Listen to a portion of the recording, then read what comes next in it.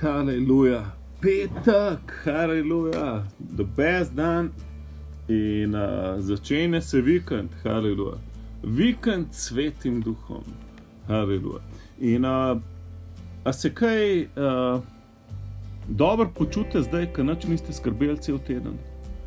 A je to življenje ali ni, haleluja. Vsako skrb, ki imaš, jo vrš na Jevsa. Vse, karkoli razmišljaš, prefiltriri, a sem dovolj v kakšni skrbi, da se polasti mojega sistema. Če spustiš skrb v svoj sistem, je tako, kot da si kapljice strupa si not v pijačo natočil.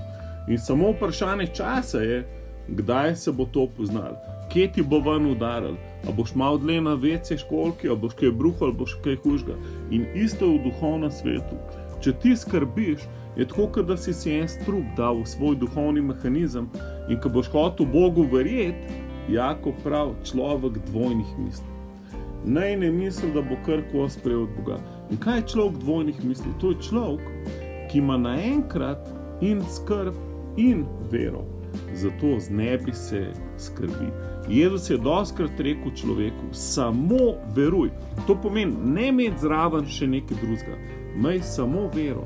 Se pravi, in skrb jasno pride, to brez skrbi, da bo skrb pošla.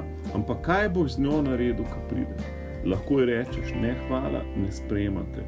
Lahko pa začneš v njej toliko dolgo razmišljati, da ti postane glavna misel in izpodrine ven vero. In danes se odloči, da ne boš skrbel. Zato Božja beseda pravi, vršite vse skrbi na Jevsa. In kako to narediš? Ko ti pride skrb, rečeš, Jezus, predajam ti to skrb. Hvala, da ti skrbiš zame, zato ne bom skrbel. In to je legalno. To ne pomeni, da si zato lenuh, da si neodgovoren ali karkoli. Ne, ti še naprej narediš, kar je v tvoji moči, moliš, slaviš Boga in se obnašaš, kot je treba, ampak naenkrat si zdaj bolj kreativen, nisi obremenjen. Karkoli delaš, ne boš imel zraven še ful bremena in stresa, ki ti v bistvu slepi oči, da ne vidiš rešitve, ki te čaka, haleluja. In ne moreš slišati Božjega glasu, to je pa najhujše. Zato, haleluja, Oče, mi ti predajamo vse skrbi. Vse skrbi v bistvu mečemo na Jezusa, ker on skrbi za nas. In zato danes lahko skupaj s ptički žvižgamo in govorimo, haleluja, Gospod je moj pastir. Nič se mi ne more zgoditi, haleluja.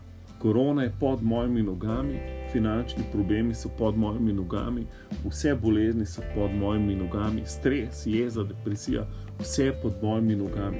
In Jezus je rekel, zadnji sovražnik, ki ga bo dal po tvoje noge, je pa smrt. Tako da tudi smrti se ti ni treba bati, haleluja.